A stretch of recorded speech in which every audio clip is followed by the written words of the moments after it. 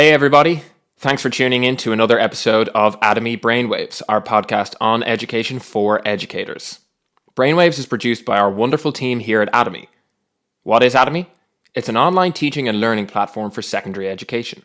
We provide engaging, curriculum-specific video and text lessons for over 190 subjects, as well as matching quizzes and exam practice that can be used for both learning and formative assessment. We also provide powerful analytics that can help teachers diagnose how their students are progressing and zero in on who might need a little bit of extra help. Our goal is to help make life easier for our teachers, give them more time to work on the most important things, and ultimately help to generate better outcomes. If you want to find out more about Atomi, head over to our main site at getatomy.com and feel free to try it out for free. This week, I spoke with Brian Crosby, author, blogger, and STEM learning facilitator for Northwest Nevada. We discussed STEM learning, its importance and manifestations in the modern classroom, and the role that resources play in bringing STEM learning to life. If this sounds good to you, feel free to subscribe to us on Spotify, Apple Podcasts, or wherever you like to listen to your podcasts. And while you're at it, why not leave us a quick 5-star review? For now, listen to this episode, and I hope you enjoy it.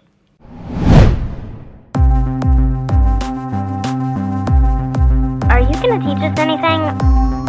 What, you want me to teach you something? You want to learn something? All right. You got it!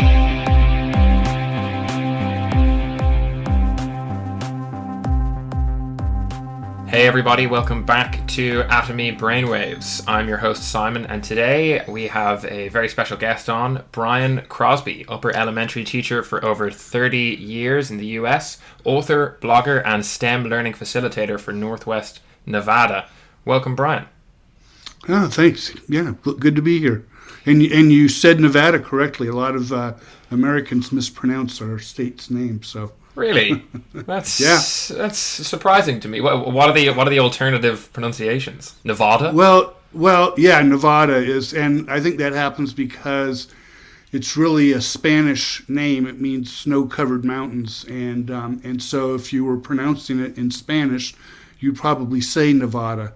But I think the early settlers here that were miners and ranchers and whatever probably changed the pronunciation of the word. So, well, there you go. We haven't even got past the intro, and already you're flexing your educational muscles. It bodes well, I think, for the rest of the podcast. All right. Well, let's hope. Let's be hopeful. Let's do it. Let's see how we go. And to start us off, I'm going to ask you to give us a bit of a run through of your journey in education. Whenever we have a guest on, we like to kind of start by just getting a bit of background. You know, where you started out in teaching, and kind of the different twists and turns along the way that led you to where you are now. Sure. So I really kind of started out in outdoor education. I worked at a summer camp up in the redwood trees in California, where we didn't even have tents or anything. We just slept on the ground. We'd get about 60 kids from 6 or 7 years old up to about 15 and put them into groups, usually kind of age somewhat specific, and then they'd spend a week there, and it was just awesome. And we did stuff that you couldn't get away with now because of insurance and whatever. We'd set up a rope pulley that went across a creek and was probably 10 meters off the ground at some points, and kids would just hang on to a big hook on there, and it was insane, because if a kid fell that 10 meters, they were not going to be in good shape in a rocky creek bed. And just we took them cliff climbing, and where the cliff was so steep it actually went in at the bottom, and did hikes and just tons of stuff, and I just loved it. And so I was going to go to college at Southern Oregon University because they had a master's program in outdoor ed. They were one of the few. But very quickly after I got there, the tax situation in the United States kind of fell apart, and states started cutting back in education, whatever. And of course, the first things they cut was outdoor ed. So then I had to quickly change my mind, and I just went into teaching instead. So that's how I think that's why I've always been interested in hands-on kind of science and getting kids active, being active learners and whatever. So I went to college, and then when I got out, again, more cutbacks, and so it was hard to get a public school job, and so I got a job at a Catholic school in Medford, Oregon. And at that time, elementary education, this was a 5th grade class, was pretty, you got different kinds of curriculum straight from publishers, a reading program and a math program, and you pretty much went by that, and went to the next chapter and read the stuff and talked about it some and answered the questions at the end of the chapter and maybe took a test depending on the subject and and that kind of thing. But at least that school really stressed the arts. That was one of their things to get people to come to the school, since they were having to pay for it. And we did go on field trips some and whatever. But as the years went along and I moved back down to California and got a public school job there, which doubled my salary. Always good. Always good. Yeah. And that was at a school that was a very high income school.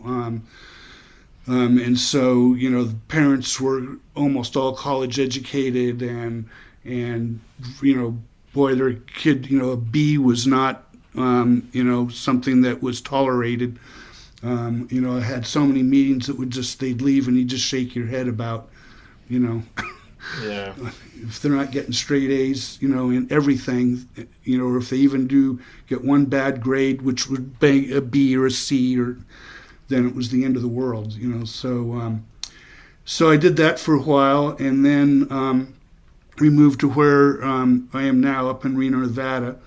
And the first job I got here was, actually I got hired to teach math and art, but 2 days before school started, they cut the budget here, and so that job went away, and so I ended up being a PE teacher that year, which was interesting. And but after 1 year, they moved me into 5th grade. Then I switched over, and because I had seen some things at some conferences, and I talked them into letting me do what's called an image class, integrated multi-age group education. So I had 4th through 6th graders in my room, about a third of the class at each grade level. And then the way that works is at the end of the year, your 6th graders move on, your 4th and 5th graders move up, and you get a new batch of 4th graders. So you get to know kids well, and it makes you buy into them more, because you can't just, be thinking, oh, well, thank God it's almost the end of the year, and, we're going to get rid of Greg because he's going to move on and I won't have to deal with him anymore. It makes you have to deal with kids and they and their parents with you. So it actually works out. I really enjoyed that a lot. As the years went along, that became untenable because of the emphasis on testing and being grade level specific. And what I loved about image classes, or one of the things, was you taught kids where they were. So you had some 4th graders that were beyond some of the 6th graders in math, and some of the 6th graders that were at 3rd grade level in math, and so that didn't really matter. You taught kids where they were. And the other thing we found out was a lot of your playground discipline issues, where the different grade levels bully each other, kind of went away because these guys are in my class. It was really interesting because they always segregate themselves out on the playground by grade level, and all of a sudden that wasn't such a big deal. So that was an interesting sidelight of that. But so I spent a lot of time in 4th through 6th grade image classes. Went to a school where all the 4th and 5th and 6th grade classes were all image classes, and we really integrated a lot of hands-on and field trips and bringing in experts and really having the kids do more of that.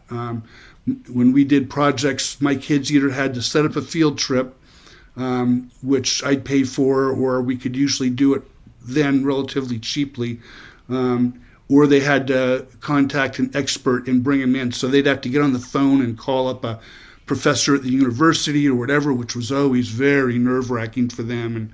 And I'd get some interesting phone calls back from these specialists. because they wondered if that was really a legitimate call or not. And I'd say, oh, yeah. So that was, I love doing that because you're teaching kids to be learners. And what they need to do to learn is sometimes contact experts and look stuff up and ask lots of questions and problem solve and whatever. So that's kind of how I first got into that in a big way. Did that every once, and then we had to move out of the image classes because that became, again, untenable because of testing and a few other things. So I did more straight grades, but then moved over to where I'd roll a class. I'd get them as fourth graders, and I'd keep them for 3 years, and so I'd have them in fourth and fifth and sixth. So again, you really get to know these kids, and this was at a school that was very at risk. High numbers of students that received free lunch and even free breakfast, and if their parents came back with them, they could get free dinner there, and high numbers of second language students. And so what I started to notice is the more back then we used to actually teach all those subjects, science and social studies, besides and art, besides just language arts and math. And what I noticed was how language intense that kind of work is when you're working on project-based things a lot. And because all of a sudden students need to be understood and they need to find the language for it. And so instead of learning it because they're having only explicit experiences with, out of the book kind of learning and whatever, they acquire it, on their own.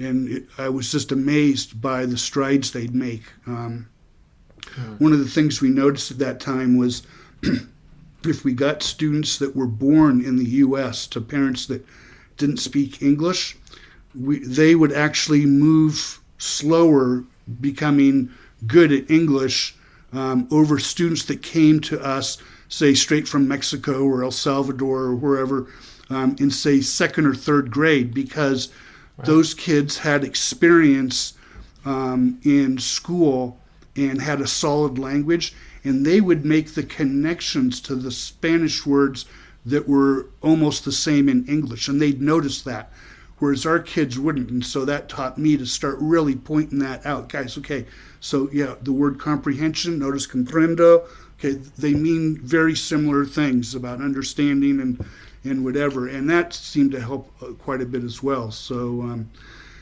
anyhow, kind of went with that. And then for the last, the funny thing is, my students were winning awards, a few pretty highfalutin awards, but they'd get on TV locally a lot because of things we were doing.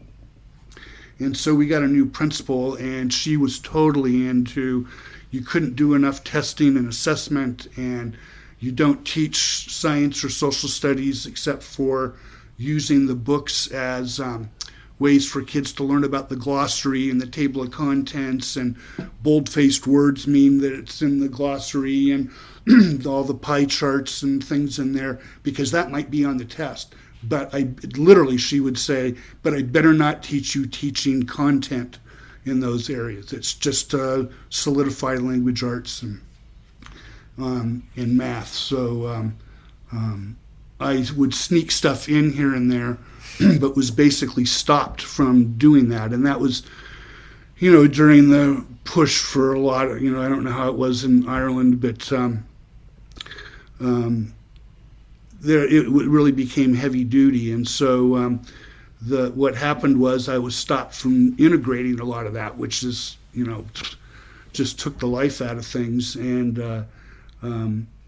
so the end all was I got asked to be flown out to New York as part of the New York Times had a one-day thing they called Schools of the Future. And they had me come out to talk about that kind of learning. And then NBC, which is one of the big networks here in the States, they asked me to stick around, and they had me interviewed by Brian Williams about being an innovative educator.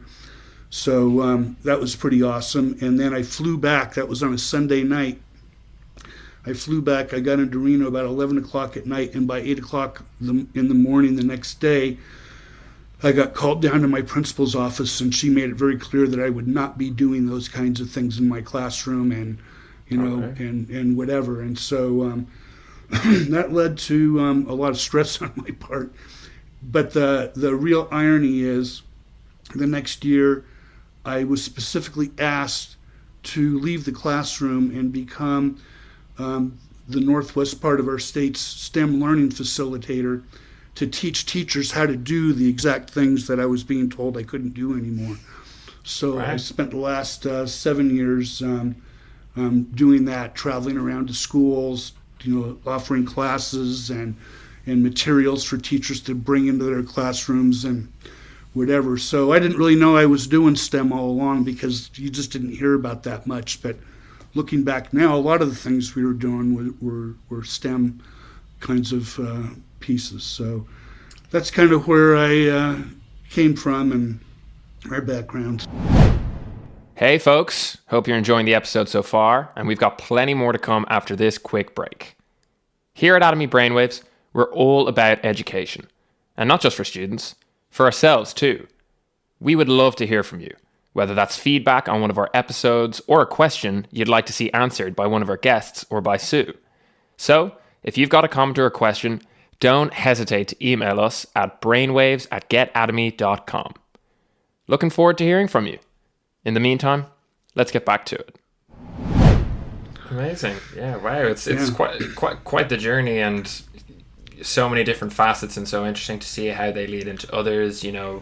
For instance, how starting out an outdoor, how that informed how you ran a lot of your classrooms and so on. And would that we could focus on each and every section in all the detail, but we're going to be shining a light specifically on where you left us off there, which is this area of STEM learning, which is obviously, as you say, what you're working in now, what you have been working in a senior role for the past number of years, and something that hopefully we're going to get to unpack through the rest of the podcast. And just to get started on that and to get the ball rolling, I was hoping that you could outline exactly what STEM learning is, obviously, first of all, definition of it, but then, a little bit of the importance around STEM learning, why it's so important in the context of modern education, and even beyond that, the kind of the modern workplace,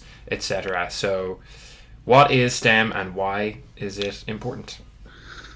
So I actually looked up different definitions of it, just because I figured the basic definition would be a good place to start. And right out of the dictionary, it says STEM is an approach to learning and development that integrates the areas of science, technology, engineering, and mathematics.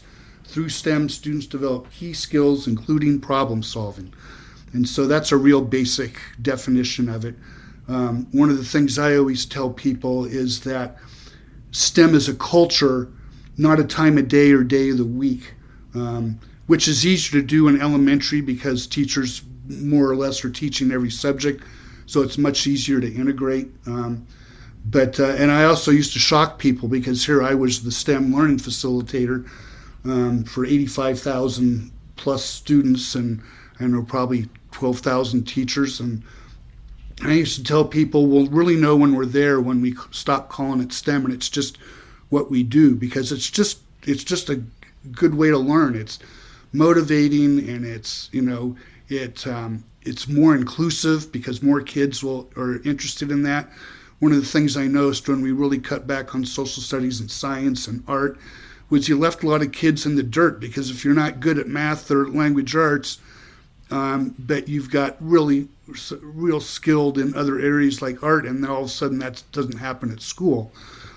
PE went away. They cut back on recess. I mean, it really kind of leaves a void and leaves kids out.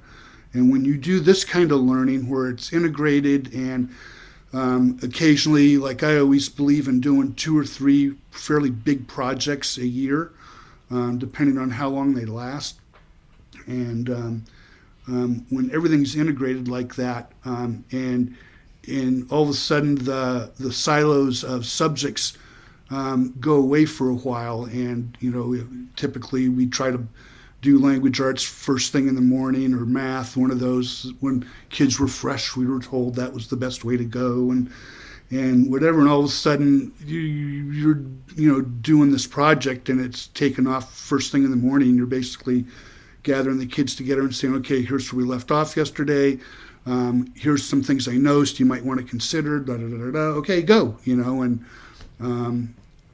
But as far as what STEM is, a lot of experts say you're doing STEM if you're doing two of the parts of the acronym. If you're doing something that's science and including math, or you're doing technology and you're doing engineering, you don't have to be doing all four all the time for it to be considered a STEM, to be considered STEM learning or STEM project or whatever. So, and like I said, I think that integration part is easier in elementary because so often, you're teaching every subject, and so it's easier to blur those silos of time depending on how your school does things. In the secondary grades, it's more difficult because teachers are teaching single subjects. And so then it's up to groups of teachers getting together. And this happens sometimes, but it's hard to do. And saying, look, you're the English teacher and I'm the science teacher, and let's bring in the math teacher and maybe even social studies, and let's plan a project that integrates all those areas. It's still a little bit tougher. Students are working, in my class, all those things were happening more or less all at the same time as part of how kids would split up the work and whatever, and the different requirements of the project always had language arts pieces where they're having to read for info, and how are they going to share that, and writing it out, not just copying it, and having those verbal discussions and whatever. But when you silo it somewhat in secondary, so now the science period is over and you're going to English, and it kind of breaks up the flow, and I don't think it makes it impossible, but that's not how things work in the real world. They don't say, okay, now we're going to work on the English part of this project, and okay, now we're going to work on the math part, and now we're going to, you've got that integrated at all times. So I like to do the things that leave it as real world as possible, and to also, as much as possible, do authentic work that's actually, you're going to produce something that's going to get posted somewhere, as opposed to, kind of fake products that die as soon as they're graded and go away. So I'm trying to think the other part of your... then isn't that preparing kids more for the workforce, because that's more this is what I was going to ask about next. This idea of what it's a really interesting outline of STEM within the classroom and what it means within the context of education. But I guess just the follow on there, as you've picked up on, is what does that mean in the knock on for the future of these students beyond the classroom. So, when you're doing STEM also, it tends to be more, well, it is. It's hands-on. I mean, if somebody's teaching STEM and the kids are mostly reading it out of the book and writing reports, well, then they're not really doing STEM. But when you do that, you've got to have students have the ability of working together. And you've got to take the time early in the school year, each school year, to build that rapport in your classroom. How to be collaborative and how to get along with each other. And so I actually had a principal at the last school where I taught that I was there for 16, 17 years. And she'd tell us every year at the beginning of the year, you need to take 2 to 4 weeks, 5 weeks if you've got a tough class and you need to. And your main idea is to get those kids working together and how to get along and how to cooperate and whatever. And it's and so you would do that explicitly. We'd we'd actually have kind of mini projects and get them to work and let them, and then when issues would arise, kids are on each other's case and name calling or sitting there and not doing anything in their group, and the other kids are getting on them and whatever, we'd actually role play what to do. Like I'd say, so if Tony over there is throwing spitwads and really isn't cooperating and whatever, probably yelling at him and calling him names probably isn't going to get him on track.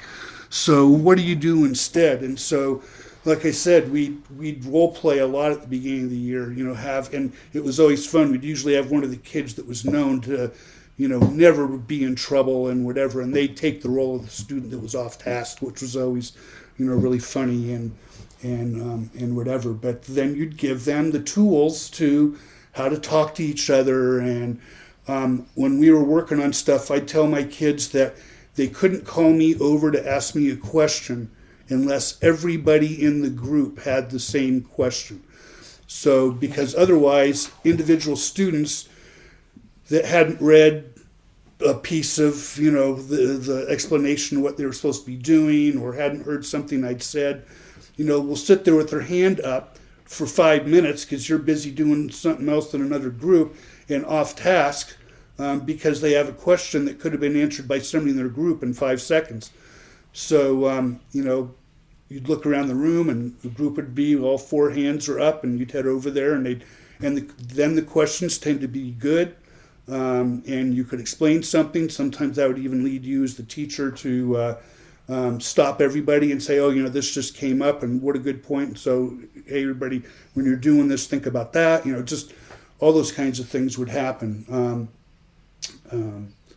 And so, again, that's, how you're going to work later in life. I mean, you're not going to have a job very long if you're, unless you're so skilled at something, and it's almost impossible to find anybody else with that skill. If you're not getting along with people and whatever, you're probably not going to last a long time at that job. So we spent quite a bit of time on that, and I'd always tell students at the beginning of the year that we'll know when we're there when we've been working all morning, or a good hunk of the morning on a project or some other thing we were doing, and I tell you that it's time to clean up because we need to go to lunch, and you're saying, well, it's only been like an hour, hasn't it?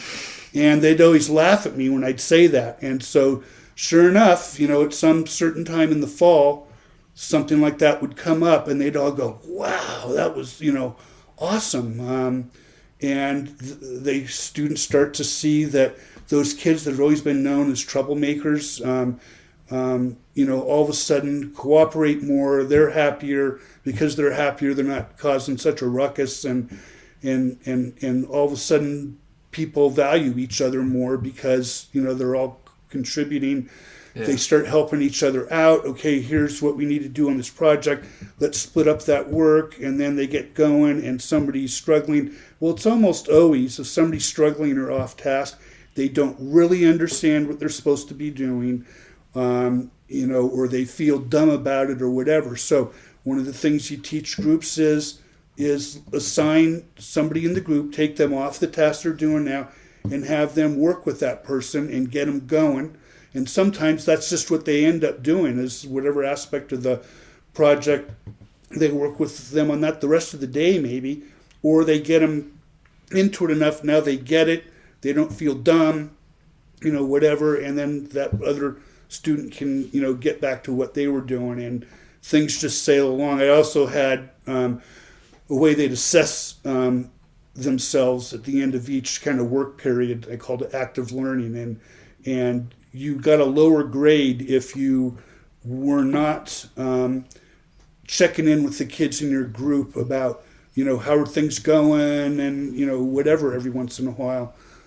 Which, again, I think in real life, that's what people that work cooperatively tend to do. So, that would take some weeks at the beginning of the year, and every once in a while, you'd have a bad day here or there, and you'd spend some time that afternoon or the next day and kind of revisit that and have the discussions about, look how great it is when we're not causing those issues, and and whatever, working together. and so I don't want to make it sound like it was nirvana and everything just runs so smoothly. And, of course not. But of course. but it's a huge difference. I'd heard for years that if you do that kind of work up front at the beginning of the school year, you more than get that time back as the year goes along, because Absolutely. you're on task so much more, which is really true. You come back from winter break, and sometimes things kind of fall apart, and so you have to spend some time. Got to do the maybe. rebuilding work. Yeah. Right. But just all those pieces of humanity and how you work with each other are just as important as the subject level learning that kids are doing. It's really an awesome piece, but it takes time, and if you're not used to working on project-based stuff like that, it can be really intimidating at first. Mostly because people will think, oh no, my kids will handle that fine, and then they'll jump into it. And when you're not used to it as the teacher, especially teachers that don't do well with it being noisy in the room, it just seems like it was a really bad thing, and then they'll drop it and they won't try it again. And it's interesting how you go along, and you, as the teacher, you get better and better at the sounds of learning. And by that I mean it's really noisy in the room, and you can tell things are off track just by the way it's noisy in the room. And it's just as noisy in the room, but you can tell things are just sailing along, because I know it's just active talking and other things that are happening, and The interaction. you really learn that feel of your classroom.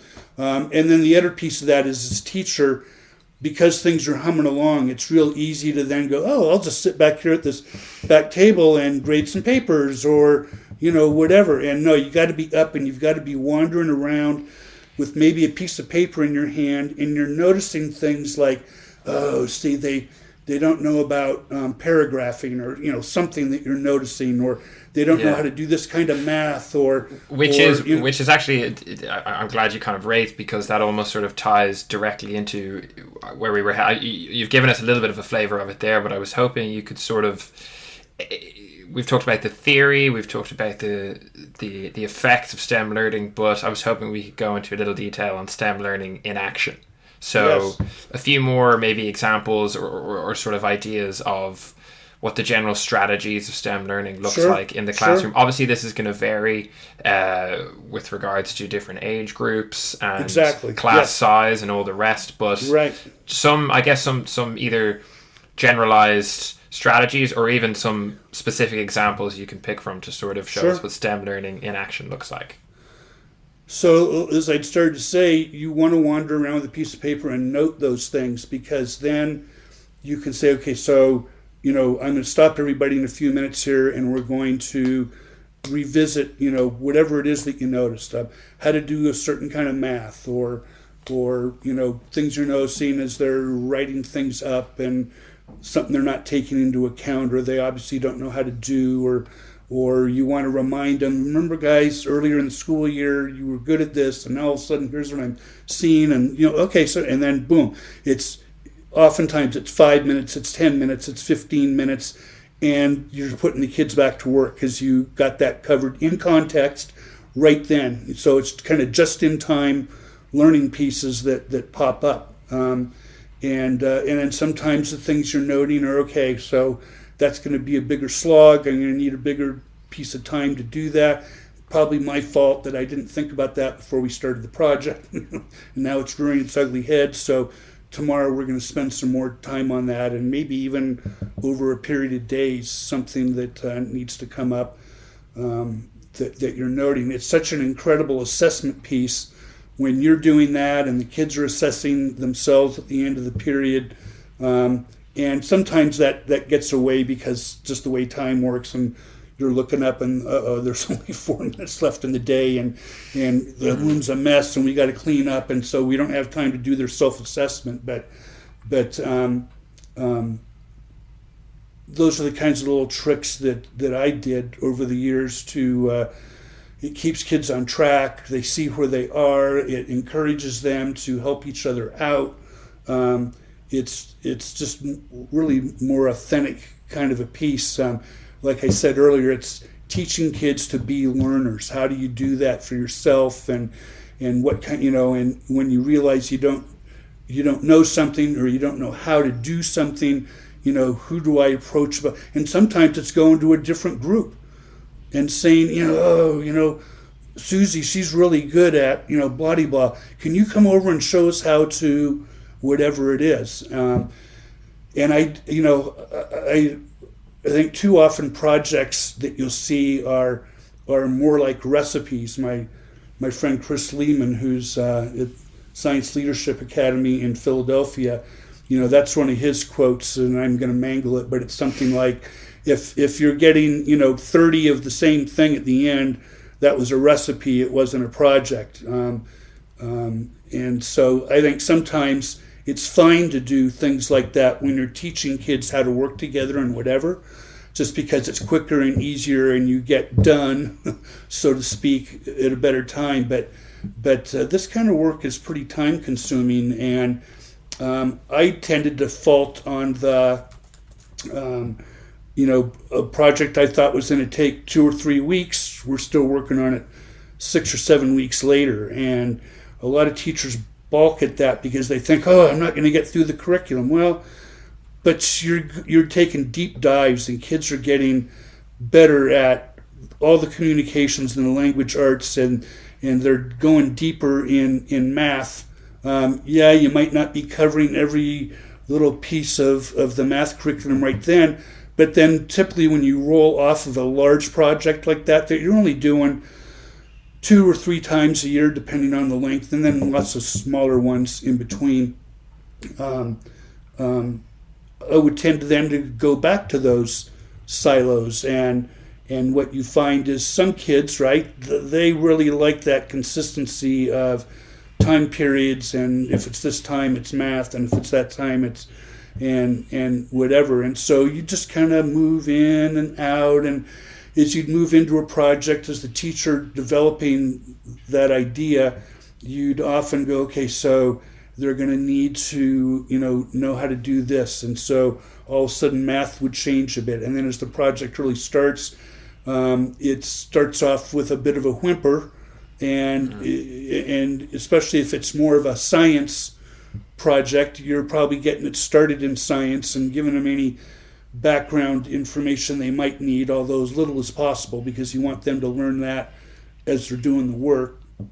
And then all of a sudden, okay, now we're going to bring in, here's another part that's part of this project, and maybe it's got more of an emphasis on writing, or knowing where this came from in history, and so then it's a social studies piece, and then little by little, if you make it a project that's that has a lot of products of learning, then it just kind of takes over the room.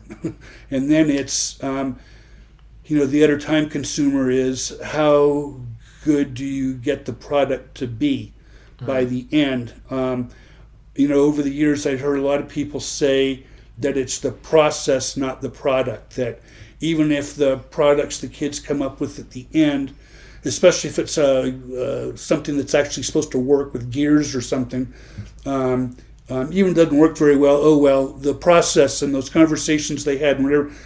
Well, I disagree to a point in that I think sometimes you've got to do a project, and that's where it becomes time consuming. You've got to have kids go through that, engineering design process, and okay, here's what we're trying to do.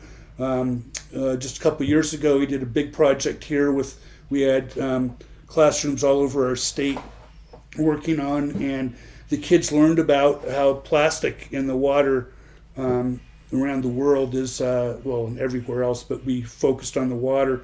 And we showed them a video up front that showed, guys snorkeling off of, some beautiful island that had coral reefs, and the amount of plastic in the water was just insane. And right. They'd find pieces stuck on sea turtles and just whatever. And then it went into a little bit of the statistics about just how much plastic's out there and how it breaks down and it never goes away. It just gets in smaller and smaller pieces. Well, of course, this was fifth graders.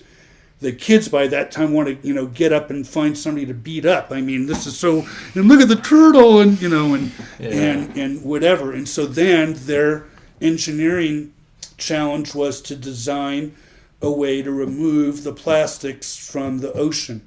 And if we'd had even more time, we would have made it even more open. But what we decided when we designed the project, and again, we weren't doing it just in our own classroom. We were having to do some of this for teachers, and I think we had 20 to 25 teachers in classrooms all over our state, hundreds of miles apart, working on it at the same time. And so we gave them specific materials, cotton balls and string and just, all kinds of stuff. And then the kids were put in their groups and they had to design that. And then one of the things we provided them with, because this was paid for by a grant from the state, is we bought these plastic tubs that we'd fill with water, and we'd have the kids cut up plastic. We were going to cut up the plastic ourselves at first, and we thought, no, it'll be good for the kids to cut it up, because then they know really specifically where it came from. And so it was I found in our warehouse some plastic, those file sleeves that had been used, and they were kind of crunched up so that, okay, we'll recycle those, and we used glitter a little bit, and just all kinds of different, anything, I was saving, and then the teacher would have the students save, plastic containers from home and bring it in. And so again, now you're involving the kids, and the kids become more aware of how much plastic is at their house. And that was another part of the lesson, was noticing that anyhow. And so then they'd cut that up and put it in the water, and then as they got things built, they'd actually move them through the water, and then they'd measure how much plastic they got out of the water, and then they'd re-engineer. And they do things, and again, you have to just keep your mouth shut and your hands in your pockets as you wander around the room, because you'd see kids, this is a thing that's going to go in the water, and they're using cellophane tape, and and things made out of paper, and you're just going, guys, that's not going to, no, they need to figure that. And so sure enough, they're dragging it around in the water, and it's falling apart, and at first they're puzzled as to why would that happen, and then somebody usually says, oh, maybe this isn't water, maybe we need to use things that are more waterproof, and that's where you want them to be. And then they did all that, and there was lots of measuring weights of the plastic in the water, and how much did they get out, and then what percentages, and just in all of that. And then they had to do some other, and part of that up front before they even got to the building stage was doing research on what the issue is and what's being done so far. And there was a big real life project going on out of San Francisco, which you may have seen. This was like 3 years ago, where they built this big boom thing that they dragged out into the water, and there were some news things going on about that. And so we told the teachers, don't show them that, because they'll just mimic it, and then it's. And so fortunately, you can't stop kids from finding out stuff. Fortunately, not too many of them noticed that, and so their designs were really interesting. But in doing that, that timing issue thing came up again, because some teach, and it was messy, right? Oh, there'd be water on the floor, oh my God, and so some of the teachers in the project, which was all about teaching them how to do STEM in their rooms, they wouldn't go very far with that. Some of them would only do one day, in the water.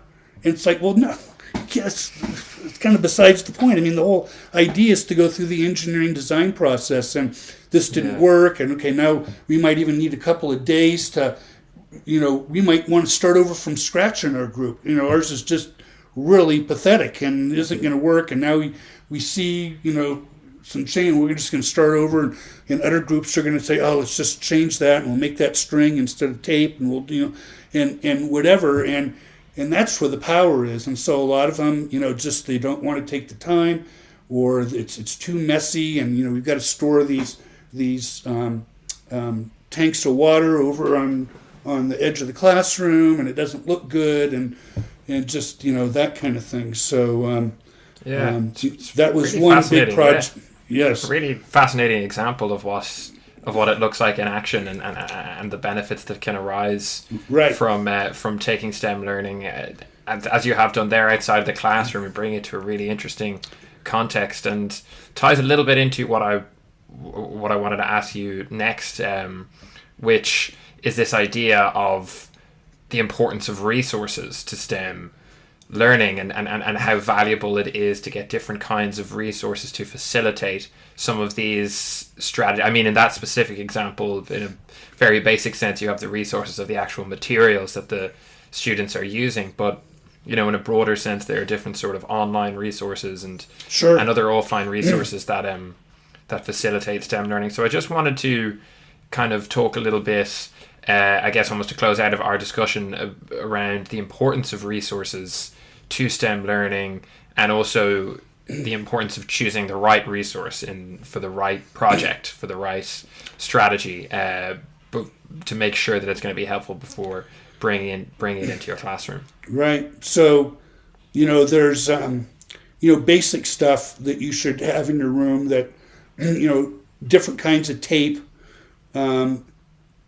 Start collecting things, but typically if you collected everything, soda cans and all that kind of stuff, it's just going to overwhelm your classroom. So you need to have kind of the basics to go on. Like I said, tapes and glues and different things you might build stuff out of. I mean, regular art construction paper can go a long way. You can make tubes out of it, and even if that's fairly easy in the early parts of the project, for them to start getting ideas, and then they figure out different materials to bring in.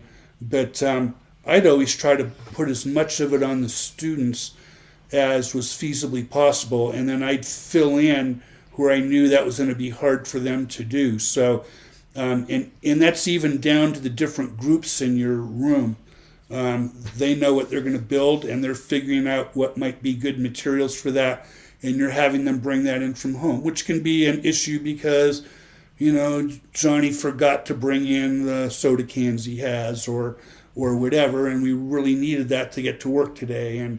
But then that also teaches them that you've got to be reliable and have a way to remind yourself, or even somebody in the group could contact Johnny at home and remind him to grab those cans or whatever it is. And then, so they'd have to be making lists of materials they'd need.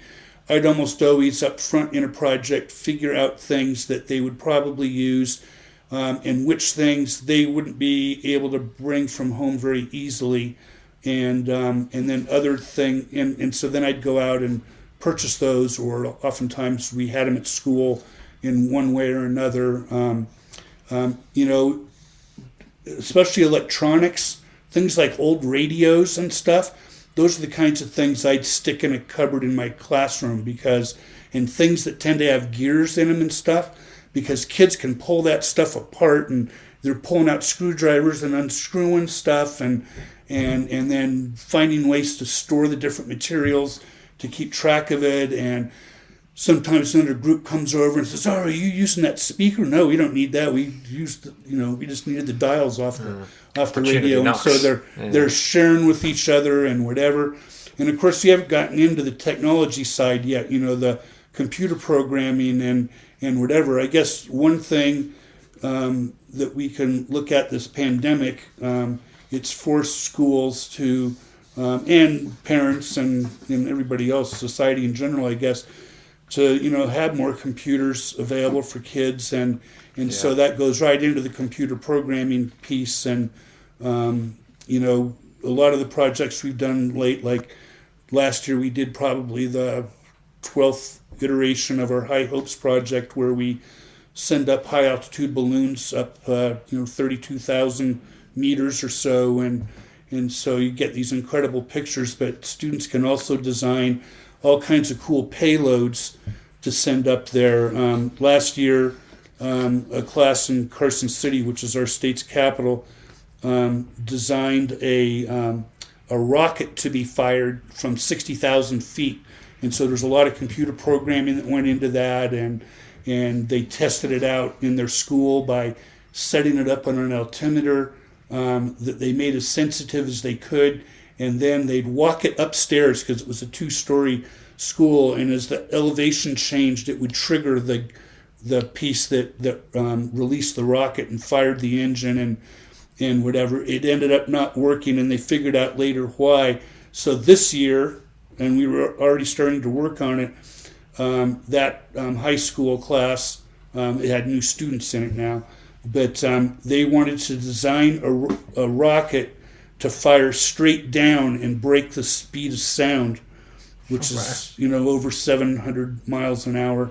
I don't know what that is in kilometers, but probably something impressive. Yeah, and so unfortunately that didn't come off because of the pandemic. But again, it goes so many ways into the math and into the gizmos that they design and whatever. So just having a lot of those materials, I don't know how it is in Ireland, but a lot of our classroom budgets where teachers were given a certain amount a year to spend on things has kind of gone away. But if you've got that money like that, or depending on the school that you teach, sometimes you can get parents to donate money to the cause or materials.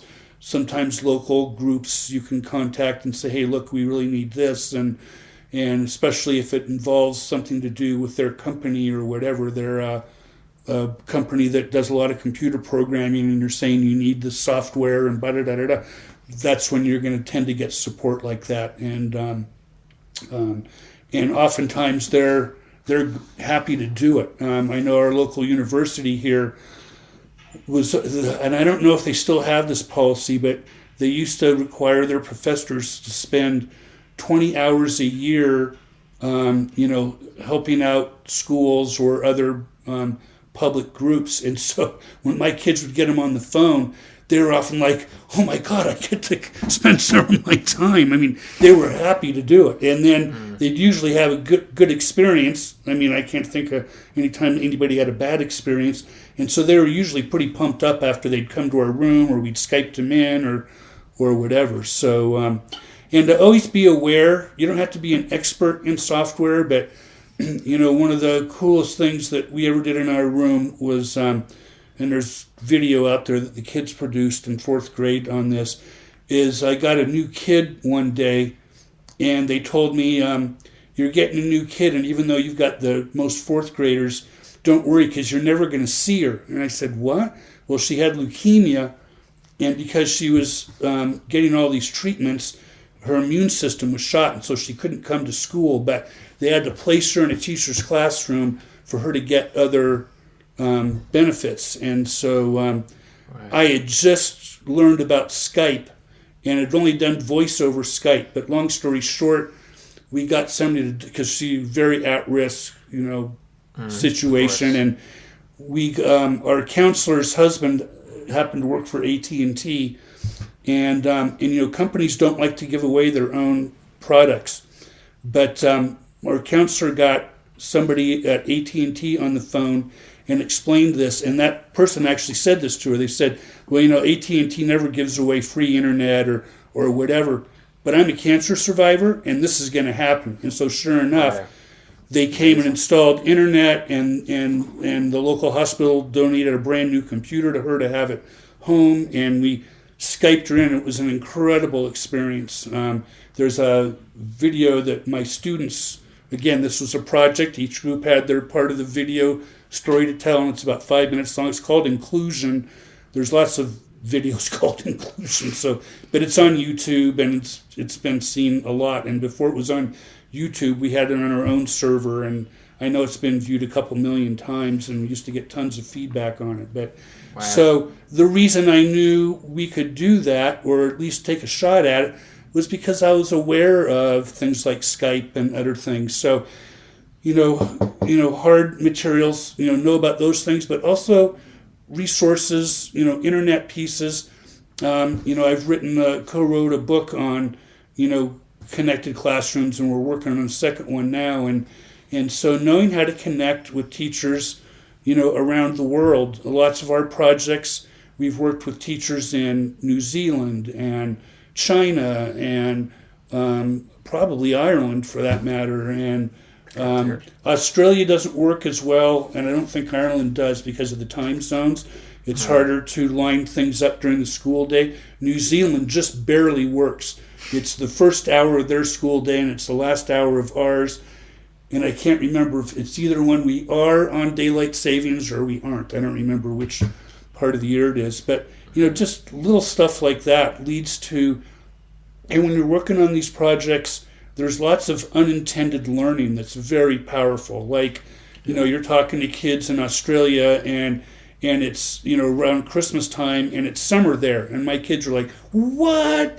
And even though they had been taught that, until they had a first-hand experience with it, it doesn't, and different customs and lots of other things about science that just, don't come up. Or Lisa Parisi, who co-wrote the book with me, her kids had heard that, toilets drain in the opposite direction in the northern and southern hemisphere, and that's been a myth that's gone around for a long time. So they actually spent 40 minutes with a class, I don't know if it was New Zealand or Australia, and they were flushing toilets and they were doing stuff to see if it, which seems like what a waste of time. They're flushing toilets. Come on. But it was intriguing. It was, some really powerful, lots impressive learning happening. Oh man, yes. So I think that's another here. I think including measurement whenever you can. We don't do enough measuring.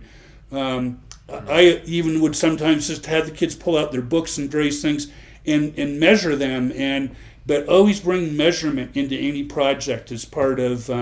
We also go out. I did a math lesson where we'd go out on our field, and I'd hand out little foot-long rulers and say, okay, I want you to measure from the school to that wall, which was probably 100 meters away.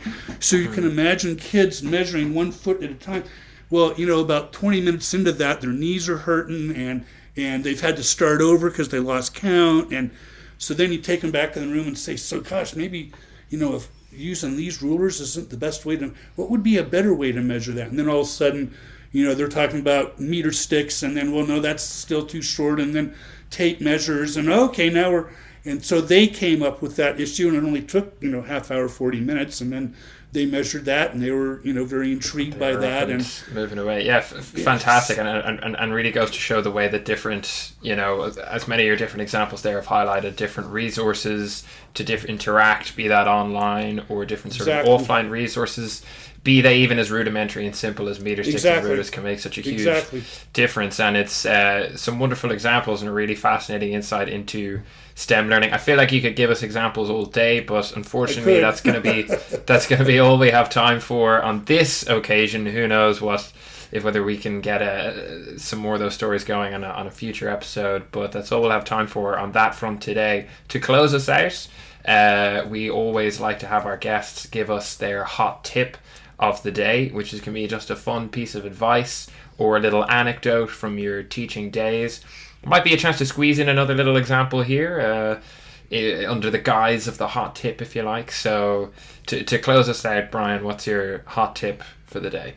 Well, I have a blog, and it's called Learning is Messy, and the tagline to it is, roll up your sleeves and get messy. And so I'd say, and bring that joy back into classrooms, which unfortunately, this past 10 to 20 years of, over reliance on testing and hard knock learning and whatever is kind of taking that out. And so really allowing things to get messy sometimes. I always had to make sure I made really good friends with the custodians at my school, because every once in a while we'd butt up against the end of the school day and didn't really have enough time to pick up all the little pieces of paper and paint that had spilled on the floor and whatever, and so and unfortunately I'd go to them and say, oh look, when we left today we were literally blowing pieces of paper with a fan across the room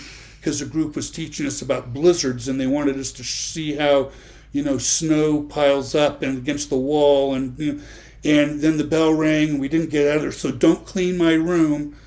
And we'll do that tomorrow when we first get here. And then I came in the next day, and they'd cleaned the room. And I went to him and said, what the heck? I said, well, we can't. The head custodian would kill us if we left the room like that.